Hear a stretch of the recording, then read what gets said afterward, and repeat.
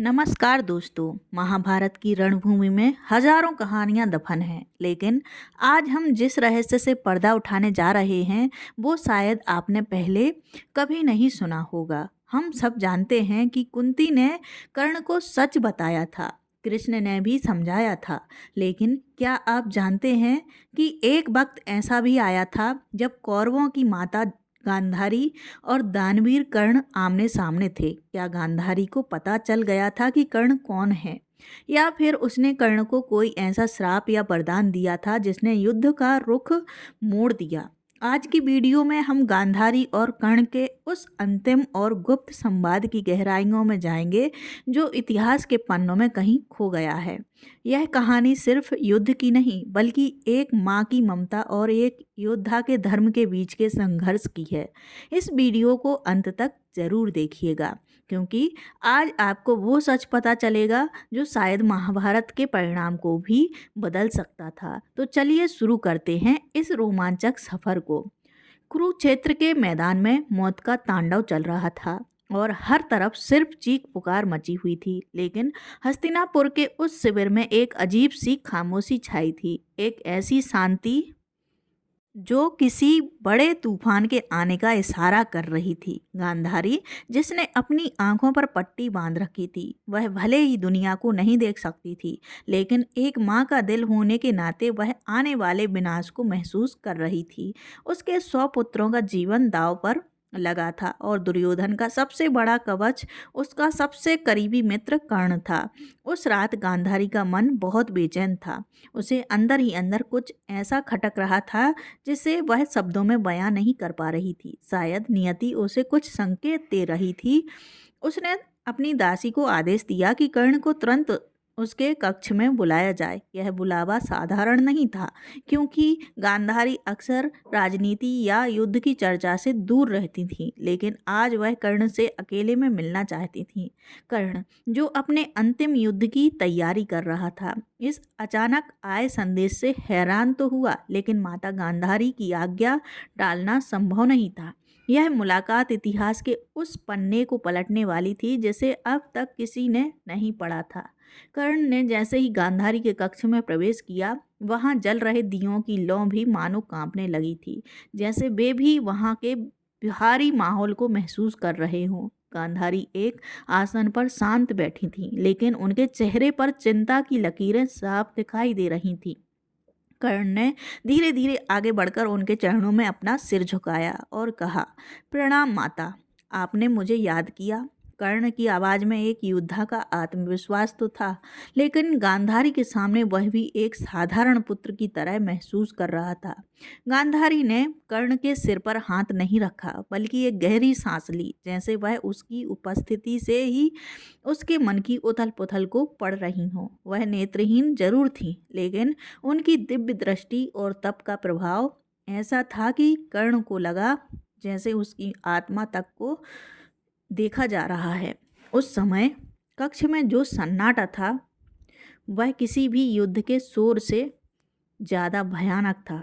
गांधारी ने कर्ण को बैठने का संकेत दिया और फिर जो उन्होंने कहा उसने कर्ण के पैरों तले जमीन खिसका दी। वह कर्ण से युद्ध की रणनीति नहीं, बल्कि उसके जीवन का वह सच पूछना चाहती थी जो अब तक अंधेरे में था। गांधारी ने अपनी गंभीर आवाज में चुप्पी तोड़ी और कहा, कर्ण, सारी दुनिया तुम्हें दुर्योधन के मित्र के रूप में जानती है, लेकिन एक माँ का हृदय कभी धोखा नहीं खाता। मैं सुन सकती हूँ तुम्हारे कदमों की आहट में वो भारीपन जो केवल एक ऐसा व्यक्ति ढो सकता है जिसके सीने में बहुत बड़ा राज छिपा हो। कर्ण चुप रहा, उसकी नजरें झुकी हुई थीं। गांधारी ने आगे कहा, पुत्र, तुम कुरुवंश के विनाश में मेरे बेटे दुर्योधन का साथ दे रहे हो।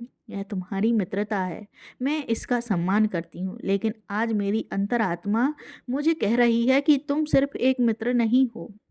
तुम्हारे भीतर का तेज, तुम्हारा त्याग और यह असीम धैर्य, यह किसी साधारण सूत पुत्र के लक्षण नहीं हो सकते। मुझे सच बताओ कर्ण, क्या तुम वही हो जो दुनिया समझती है, या तुम अपने भीतर किसी और ही पहचान को दबाए बैठे हो? गांधारी के ये शब्द सीधे कर्ण के हृदय को भेद गए।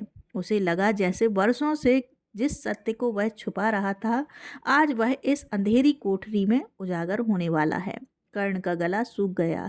जिस सत्य को उसने गंगा के तट पर अपनी सगी माँ कुंती के सामने स्वीकारा था, आज वही सत्य गांधारी के सामने एक पहाड़ बनकर खड़ा था। उसके मन में विचारों का बवंडर उठने लगा कि अगर उसने आज सच बोल दिया तो क्या दुर्योधन के प्रति उसकी निष्ठा पर सवाल नहीं उठेंगे? क्या गांधारी उसे पांडवों का भाई मानकर उसे युद्ध से हटने को कहेंगी? कर्ण की आंखों में नमी उतर आई, लेकिन उसने अपने आंसुओं को रोक लिया। उसने कांपती हुई आवाज में कहा, माता, मैं राधे ही हूँ, राधा का पुत्र। इसके सिवा मेरा कोई अस्तित्व नहीं है। लेकिन गांधारी ने तुरंत टोक दिया। उन्होंने कहा, झूठ मत बोलो कर्ण। मेरी पट्टियों के पीछे की अंधेरी दुनिया में भी मैं सत्य की चमक देख सकती हूँ। तुम्हारे स्वर में जो कंपन है वह बता रहा है कि तुम सूर्य को अपनी मुट्ठी में छिपाने की कोशिश कर रहे हो। मुझे वह सच चाहिए जो तुम स्वयं से भी छिपा रहे हो। कर्ण अब और अधिक प्रतिरोध नहीं कर सका। गांधारी के तपोबल के आगे उसका हर कवच पिघल रहा था। उसने एक लंबी और भारी सांस छोड़ी और अंततः वह सच कह दिया जो उसके अस्तित्व का सबसे बड़ा बोझ था। हाँ माता, कर्ण ने भर्राई हुई आवाज में स्वीकार किया। मैं कुंती का ज्येष्ठ पुत्र हूँ, पांडवों का अग्रज। यह सुनते ही कक्ष में एक पल के लिए सन्नाटा और गहरा हो गया, मानो समय थम गया हो। गांधारी ने कोई चौंकाने वाली प्रतिक्रिया नहीं दी, बल्कि उनके चेहरे पर एक गहरी वेदना उभर आई। उन्होंने धीरे से कहा, मैं जानती थी कर्ण, जब तुम पहली बार रंगभूमि में आए थे तभी मुझे आभास हो गया था। दुर्योधन की ढाल बनने वाला कोई साधारण मनुष्य नहीं हो सकता था। तुम्हारे भीतर का सूर्य का तेज मेरी बंद आंखों को भी चुभता था। गांधारी ने आगे जो कहा उसने कर्ण को भीतर तक झकझोर दिया। उन्होंने पूछा, अपने ही भाइयों के रक्त से तुम दुर्योधन का अभिषेक कैसे करोगे कर्ण? क्या तुम्हारा धर्म तुम्हें इसकी अनुमति देता है? यह प्रश्न कर्ण के लिए किसी ब्रह्मास्त्र से कम नहीं था। कर्ण ने अपनी गीली पलकें उठाईं और पूरी दृढ़ता से कहा, माता, जन्म ने मुझे कुंती का पुत्र जरूर बनाया, लेकिन कर्म और सम्मान ने मुझे दुर्योधन का ऋणी बनाया है। उसने गांधारी को याद दिलाया कि जब पूरी दुनिया उसे सूत पुत्र कहकर अपमानित कर रही थी, तब उसके सगे भाइयों ने मौन साधे रखा था, लेकिन वह दुर्योधन ही था जिसने उसे गले लगाया और अंगराज बनाया। कर्ण का स्वर अब थोड़ा भारी हो गया था। जिसने मेरे आंसुओं का मोल समझा, आज संकट की घड़ी में उसे अकेला छोड़कर मैं इंद्र का सिंहासन भी स्वीकार नहीं कर सकता। धर्म केवल रक्त संबंधों में नहीं होता माता, धर्म उस विश्वास में भी होता है जो एक मित्र दूसरे मित्र पर करता है। आज अगर मैं पीछे हट गया तो इतिहास मुझे एक कायर और विश्वासघाती कहेगा, और मैं अपने मित्र की लाश पर महल नहीं खड़ा कर सकता। कर्ण की ये बातें सुनकर गांधारी भी निशब्द हो गई, क्योंकि वह जानती थी कि कर्ण का तर्क भावनाओं से ऊपर उसके आत्मसम्मान और उस अटूट वफादारी पर टिका था जो अब उसकी पहचान बन चुकी थी। गांधारी की आंखों की पट्टी गीली होने लगी थी।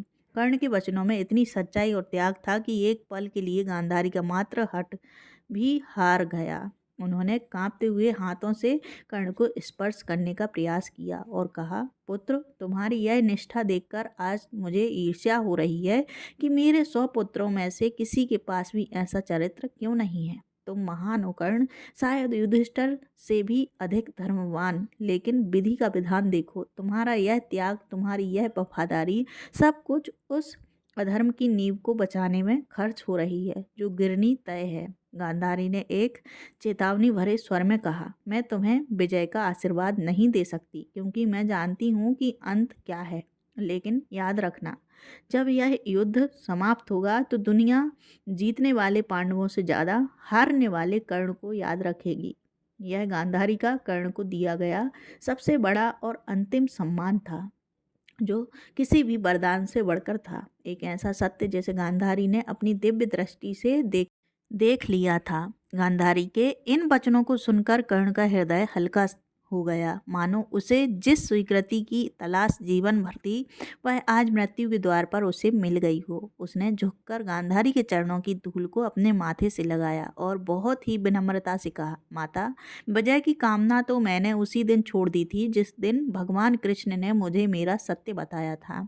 अब मैं युद्ध जीतने के लिए नहीं बल्कि अपने मित्र का ऋण चुकाने और वीर गति को प्राप्त करने जा रहा हूँ। आपका यह कथन कि दुनिया मुझे याद रखेगी मेरे लिए किसी भी सिंहासन से बड़ा है। कर्ण ने अंतिम बार गांधारी को प्रणाम किया और उस कक्ष से बाहर निकल गया जैसे कोई जलता हुआ दीपक आंधी में जाने के लिए पूरी तरह तैयार हो।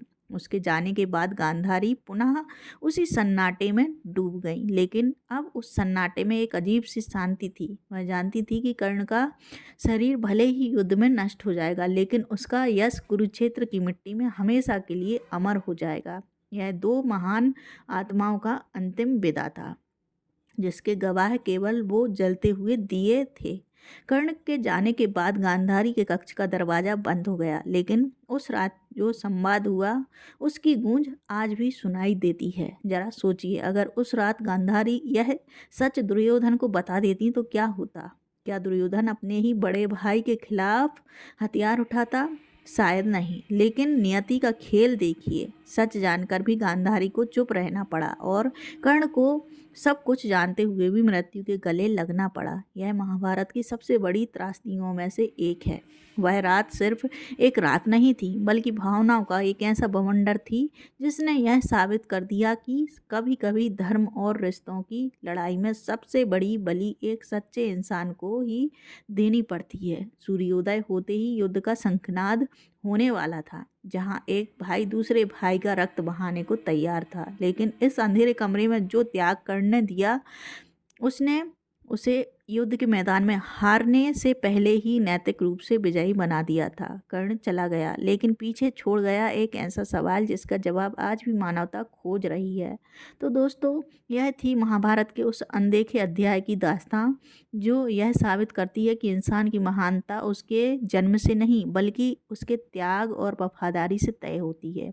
कर्ण ने जानते हुए भी उसकी हार निश्चित की, मित्रता का धर्म निभाया। आज के युग में जहाँ रिश्ते स्वार्थ पर टिके हैं, कर्ण का यह चरित्र हमें सोचने पर मजबूर कर देता है कि वास्तव में धर्म क्या है, अपनों का साथ देना या सत्य के लिए अपनों से ही लड़ जाना। आप लोग मुझे नीचे कमेंट करके ज़रूर बताइएगा कि आपकी नज़र में कर्ण का फैसला सही था या गलत। क्या एक मित्र के लिए इतना बड़ा बलिदान देना जायज़ था? मैं आप सभी के विचार पढ़ूंगी। अगर इस वीडियो ने आपके दिल को छू लिया है और आपको कुछ नया जानने को मिला है तो इसे लाइक करना ना भूलें और अपने दोस्तों के साथ शेयर करें ताकि वे भी इस महान गाथा को जान सकें। महाभारत के ऐसे ही गहरे रहस्यों को जानने के लिए इस चैनल को सब्सक्राइब करना ना भूलें ताकि कोई भी रोमांचक कहानी आपसे छूट ना सके। जय श्री कृष्णा।